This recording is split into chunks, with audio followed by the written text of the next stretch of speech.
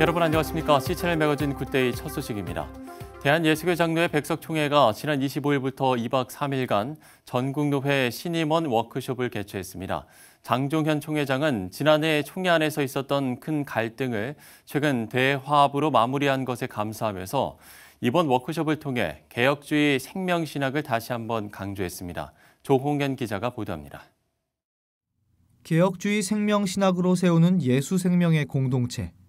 대한예수교 장로회 백석총회의 신앙과 신학 정체성이라고 할 수 있는 개혁주의 생명신학이 노회 단위로 확산되면서 교단과 교회를 살리는 신학으로 자리 잡고 있습니다. 예장 백석총회는 지난 25일부터 3일간 강원도 평창 하나리조트에서 백석 예수생명의 공동체라는 주제로 전국 노회 신임원 워크숍을 개최했습니다.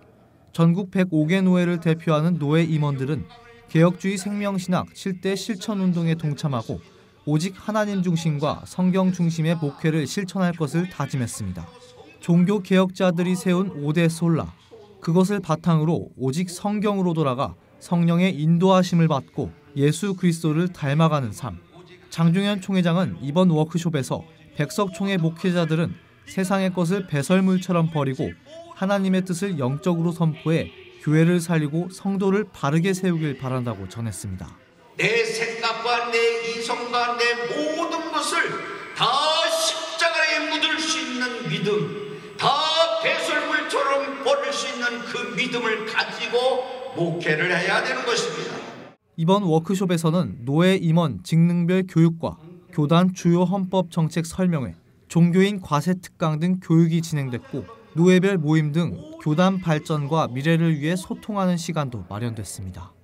예장 백석총회는 올해 코로나19 여파로 보다 철저한 준비를 위해 원래 4월로 예정돼 있던 워크숍 일정을 6주 미루고 방역 대책을 수립하는 등 감염병 예방에 만전을 기했습니다. 한편 백석총회는 워크숍에서 드려진 예배 헌금을 모아 코로나19 상황 속에서 어려움을 겪고 있는 전 세계 선교사들을 위해 사용하기로 했습니다. C채널 뉴스 조홍현입니다.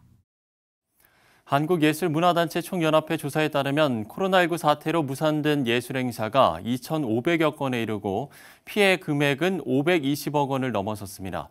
문화계를 위한 선제적인 대책이 필요해 보이는데 기독교적 관점으로 현 상황을 진단하고 관련 대책을 짚어봤습니다. 변현준 기자입니다.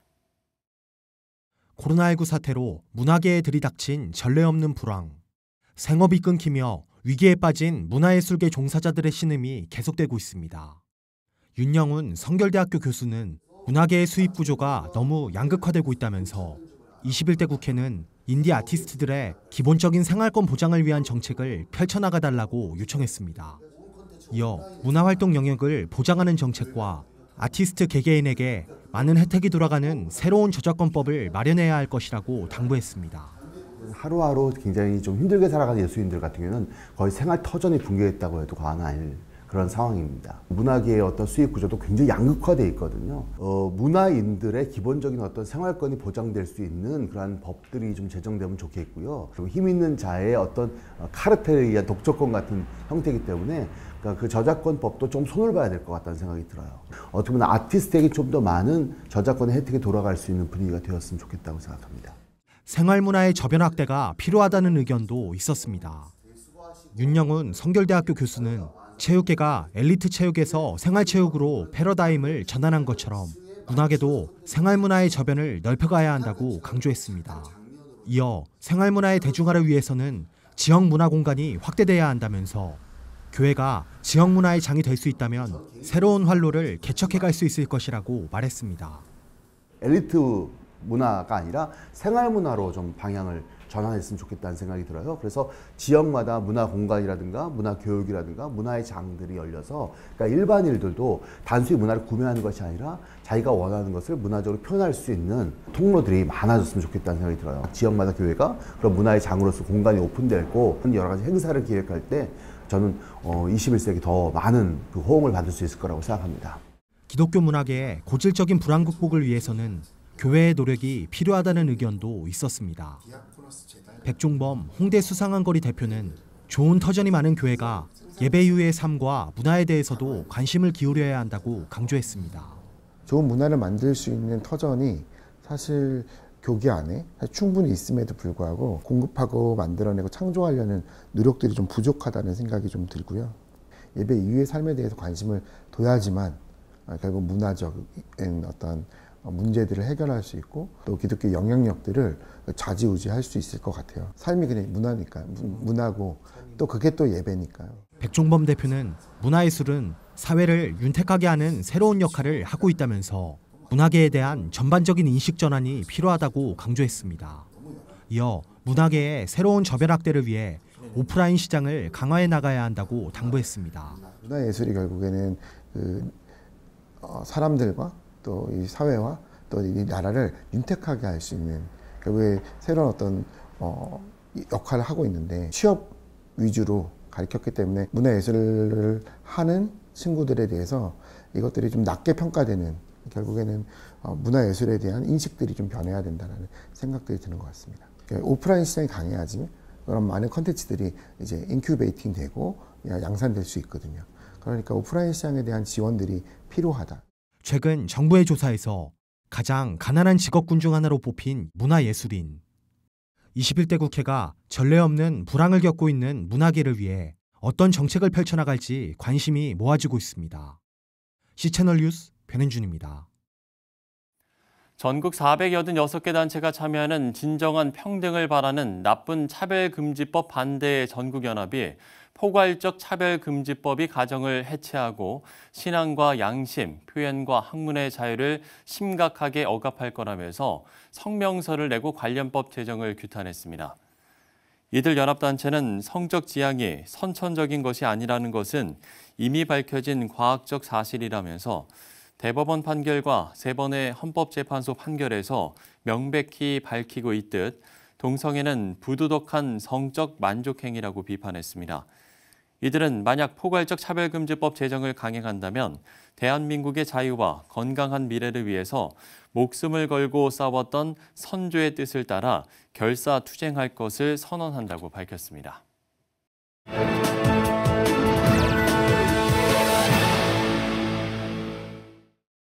네, 코로나19로 고통 속에 굶주려가는 이들이 세계 곳곳에서 속출하고 있습니다.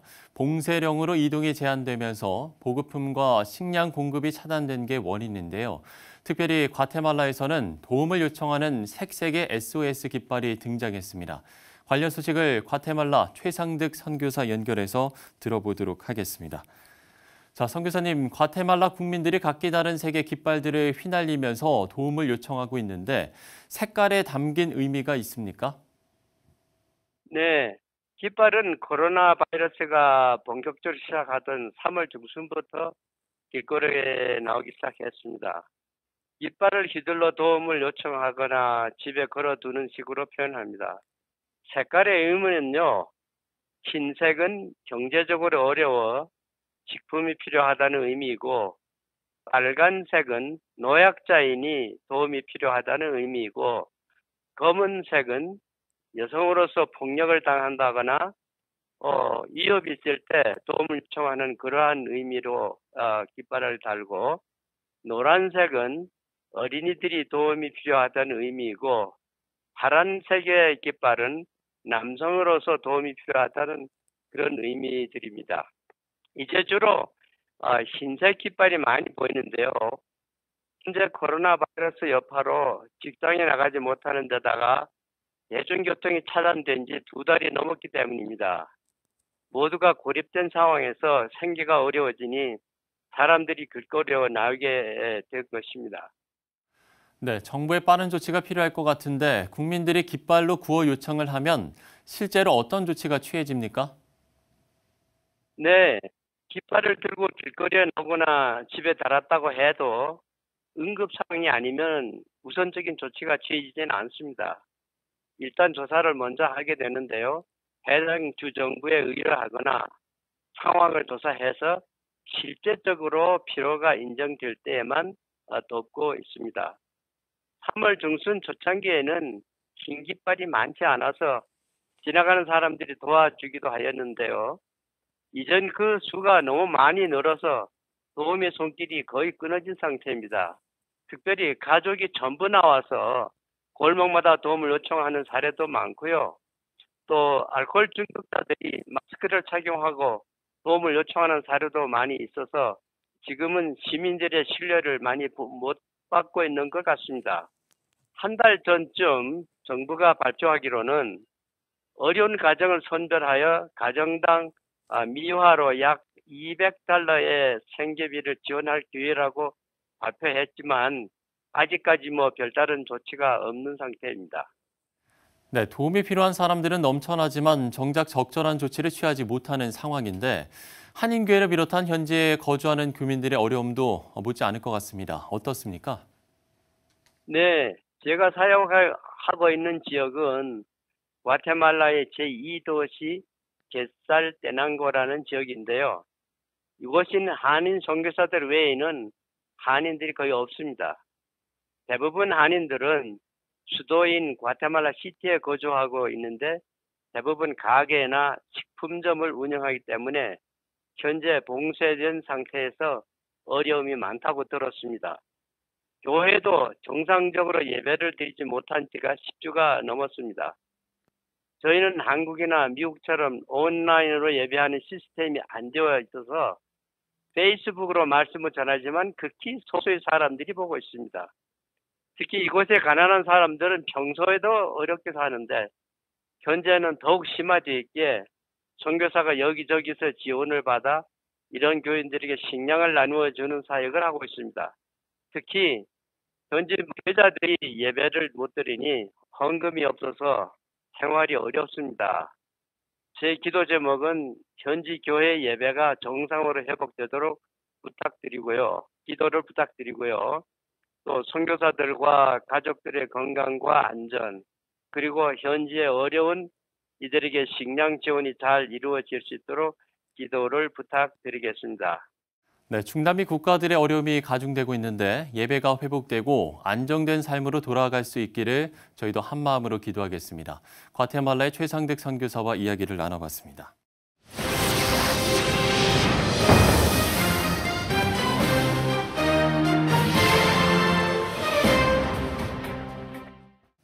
한국교회 총연합이 오는 31일 주일을 예배 회복의 날로 선포했습니다. 하지만 지역 곳곳에서 감염자들이 속출하면서 한교총은 이번 예배 회복의 날 캠페인을 교회 여건에 맞게 조정하기로 결정했는데요. 한국교회 총연합 사무총장 신평식 목사 모시고 관련 내용들 알아보도록 하겠습니다. 목사님 안녕하십니까? 네, 안녕하세요. 예. 자, 여러 상황을 고려해서 한국교회 예배 회복의 날 캠페인의 당초 목표치를 좀 수정해서 시행을 한다라고 발표를 하셨습니다. 어떤 내용이죠? 우리가 한국교회 예배의 날을 시행한 것은 예. 또 이것을 선포하고 캠페인을 벌이고 있는 것은 코로나19 상황에서 어떻게 교회가 역할할 것인가 이 문제에 대해 초점이 맞춰져 있습니다. 네. 그런데 이제 당초 예배 회복의 날을 결정을 하고 캠페인을 진행하고 있었는데 이태원 클럽에서 확진자가 나오고 또 지금 부천 물류센터라든지 콜센터에서 지역 감염이 확산되는 상황에서 전체적으로 새로운 조정이 필요했다. 이렇게 해서 이제 필요한 조정이 이루어졌습니다. 예, 그러면 결국에는 이 캠페인 시행 내용의 조정의 배경은 우리가 이 코로나19의 어려움을 교회도 함께 하겠다 이런 의미로 보면 되겠습니까? 교회가 함께 하겠다라는 의미도 있지만 그보다는 환경과 여건 그 상황에 따라서 조정하자. 라는 것입니다. 특별히 이제 지역적으로 지역 확산이 진행되고 있었던 구미라든지 지금은 부천 같은 경우 전체적으로 예배 회복의 날 행사를 진행했을 경우에 생기는 그런 여러 가지 문제점들을 해소하기 위해서 또 지역 주민들의 염려를 불식시키기 위해서 불가피하게 조정하게 되었습니다. 그렇군요. 어쨌든 이 코로나19 사태 때문에 100% 이전과 같은 상황으로 돌아가는 데까지는 시간이 상당히 걸릴 것이다. 이런 좀 예측들이 좀 많은 것 같습니다. 그렇습니다. 예, 많은 전문가들이 지금 얘기하고 있듯이 코로나19 이 상황은 코로나19 이전과 이후가 갈릴 거라는 그런 얘기들을 하고 있습니다. 그렇죠. 갈린다라고 얘기할 때 이른바 뉴 노멀 시대 이렇게 얘기를 하고 있는데 이게 무슨 말이냐면 과거에는 아무렇지 않게 정상인 것처럼 그렇게 행동했던 행동들이 이제는 그 패턴을 바꾸어서 새로운 모델을 갖춰가게 될 것이라는 얘기지요. 그렇죠. 그래서 이제 지금 학교 같은 경우라든지 또 식당이라든지 경기장의 운영에 있어서 우리가 보고 있듯이 무관중 경기, 그다음 학교에 있어서 방역을 철저히 하면서도 이제 학교를 개방하는 이러한 절차를 밟아가고 있는데 교회 같은 경우는 이제 이런 상황에서 아무것도 하지 않고 교회 문을 닫고 있는 것은 옳지 않다. 그리고 온라인 예배를 계속 진행하는 것도 이것도 옳지 않다. 예, 예. 그렇다면 바뀐 이 뉴노멀의 상황에서 우리 교회가 교회에 주어진 기본 책무를 어떻게 회복할 것인가. 그리고 어떻게 그 역할을 다해갈 것인가. 여기에 따른 고민에서 생기는 그런 결과라고 생각이 됩니다. 그래서 아주 적절하게 여러 교회들이 협력하신다면 좋은 성과가 예, 예. 있으리라고 생각을 합니다. 그러면 가장 크게는 예배에 가장 이제 중점을 둬서 네네. 앞으로 코로나19 이후의 상황에 대비를 하고 있다라고 보면 되겠습니다. 그렇죠. 교회가 기본적으로 해야 될 일 중에서 보통 이제 교회마다 가면 교회 목표 이렇게 적어놓고 있는 것이 있는데 첫째는 예배, 그다음에는 교육, 그다음에 선교, 그렇죠. 그다음에 봉사 혹은 구제 이 정도까지 교회마다 이렇게 팻말들을 붙여놓고 있는데 예, 예. 사실은 교회가 감당해야 될 일들이지요. 그중에 이제 첫 번째가 예배인데. 예배는 전통적으로 모이지 않으면 안 되는 게 예배였죠. 네, 맞습니다. 그러나 이번에는 이제 온라인 예배를 드리면서 형식을 바꿨는데 이것을 다시 정상화해가는 과정 그리고 또 뉴노멀에 맞게 우리가 할 수 있는 방향의 일을 한다라는 차원에서 예. 이런 일들을 기획하고 진행하고 있는 것입니다. 그렇군요. 자, 그동안 한국교회가 코로나19로 어려움이 참 많지 않았습니까? 한교총 측에서도 상당히 많은 이야기들을 좀 들었을 것 같아요. 어떤 어려움들을 좀 토로하시나요? 한국교회가 코로나19 상황을 처음 맞았을 때 굉장히 어려웠죠. 예. 당황스러웠습니다. 또 한편에서는 이거 금방 지나갈 것인데 뭐 이렇게 호들갑을 그렇죠. 떠느냐 이런 그렇게 부분들도 이야기도 있었는데 했었죠. 대체적으로 한 3가지 정도에서 크게 활동했던 것으로 이렇게 생각이 듭니다. 첫째는 신학적인 고민이었습니다. 한국교회가 전통적으로 예배에 있어서 신학적인 정립이 잘 돼 있었고 네. 또 예배를 목숨처럼 지키는 그런 전통을 갖고 있었죠. 참 아름다운 전통이지요. 그런데 이제 이 예배 형태를 바꿔야 된다는 것 때문에 주로 이제 보수교단들을 중심으로 해서 신학자들이 신학적인 논문들을 발표하고 또 세미나를 갖고 심포지움을 가지면서 신학적인 정리를 먼저 했습니다. 예, 예. 그다음에 이제 두 번째로는 교회가 실질적으로 모여지지 않지만 그러면 지금 현재 어려움을 겪고 있는 이웃들에 대해서 어떻게 해야 될 것인가. 이제 구체적으로 우한에서 돌아오는 그 국민들에 대해서 일부에서 반대하는 그런 기류들이 있었지 않습니까? 예, 예. 이제 거기에 대해서 지역연합회를 중심으로 또 우리 같은 경우도 함께 협력해서 그분들을 맞아들이자. 그리고 환영하자. 그리고 그분들을 품고 그분들이 집으로 돌아갈 수 있기까지 우리가 위로하자. 돕자. 이제 이런 운동들을 펼쳤고요. 그다음에 대구에 대해서도 많은 교회들이 지원하는 그런 움직임들이 있었습니다. 그다음에 이제 그 일까지가 진행되면서 그다음에 중요한 문제가 그러면 실질적으로 어려운 교회들은 어떻게 할 것인가. 네. 이제 대형 교회들 그다음에 안전한 교회들 안정적인 교회들은 괜찮지만 개척교회라든지 상가교회 이들을 어떻게 도울 것인가 이런 운동이 있었는데요.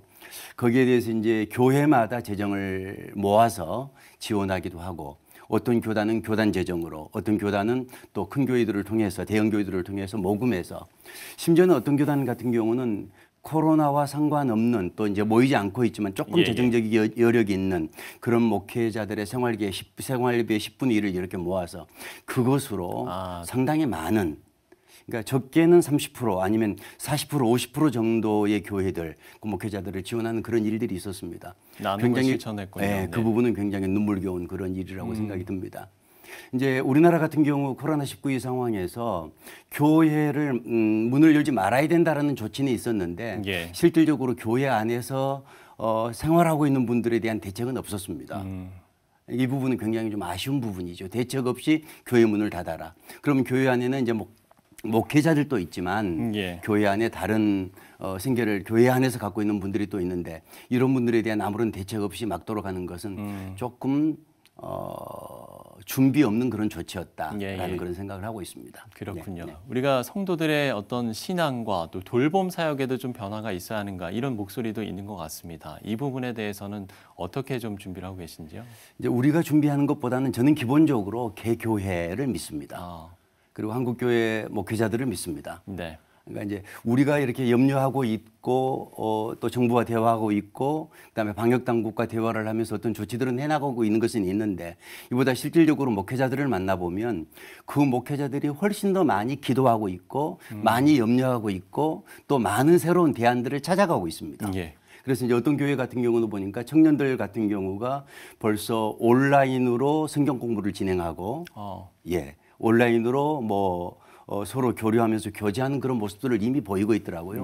그러면 이제 이런 일들 같은 경우는 청년들이 자발적으로 하는 것들도 있지만 청년부를 지도하는 목회자님들 또 이제 젊은 목사님들께서 이런 새로운 방법들을 통해서 계속해서 교제하고 교육하고 또 예배하는 그런 광경들을 보면서 저는 굉장히 안심이 되었습니다. 그러니까 제가 염려한 것보다 훨씬 더 목회자들이 더 잘하고 있다. 이 말은 목회자들에게 훨씬 더 다급하다는 얘기입니다. 이게 시급한 일이기 때문에 적절하게 대안을 만들어낼 것이다라는 그런 생각을 하고 있습니다. 그러나 이제 이러한 과정 속에서 우리가 생각해야 될 부분들은 이 목회자님들이 하고 있을 때 이것을 개교회별로 하는 것보다는 어떤 좀 그룹별로 또 전문성을 가지고 서로 협력한다면 좀 더 좋은 성과가 있지 않겠나 이런 생각을 해봅니다. 그렇군요. 네. 자, 어찌됐든 올해 상반기에는 사실상 모든 행사가 거의 뭐 중단된 상태였는데 하반기에는 글쎄요 좀 계획들이 있습니까? 준비는 많습니다. 아, 그래요? 그러나 실질적으로 이것이 그대로 진행될 것인가에 대해서는 장담하기가 어렵습니다. 그러나 이제 일은 아무것도 하지 않으면 또 아무것도 이루어지지 않기 때문에 뭔가 일을 계획하고 진행하는 일들은 해야 된다고 생각을 합니다. 특별히 이제 하반기에 더 중점을 두고 노력해야 될 부분들이 공동체 의식이라는 생각을 많이 갖게 됩니다. 공동체 의식이요? 공동체 의식이다.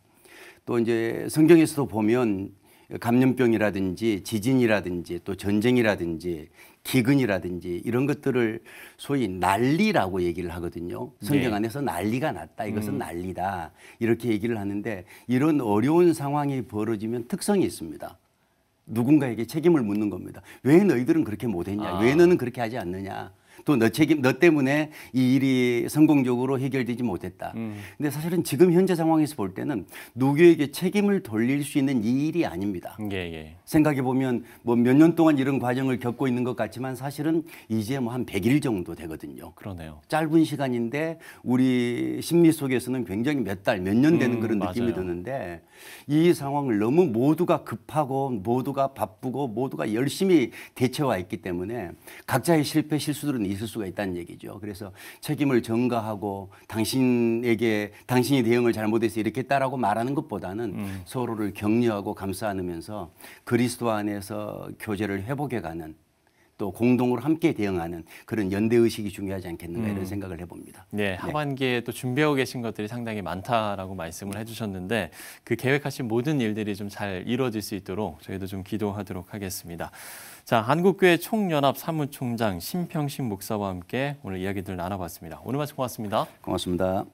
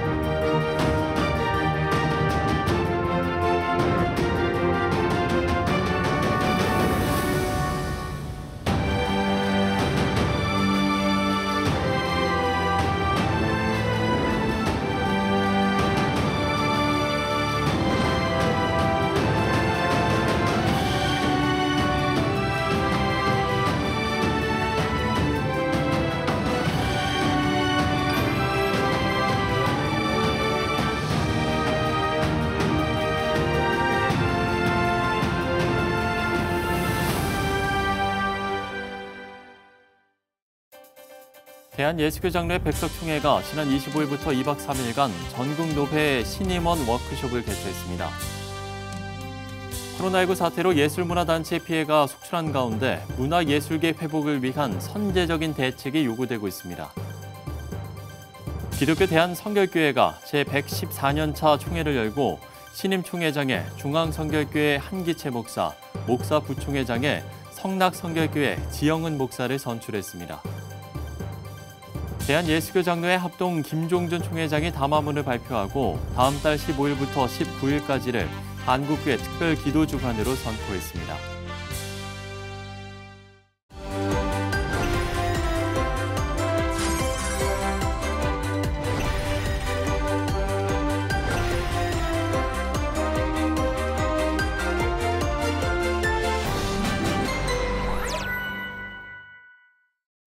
네, 21대 국회 개원에 앞서 원구성을 두고 벌써부터 여야 갈등이 표출되고 있습니다. 21대 국회는 일하는 국회, 품격 있는 정치를 표방한 만큼 실제로도 그 약속이 지켜지고 또 그 결과가 가시적으로 나타나길 간절히 바라겠습니다.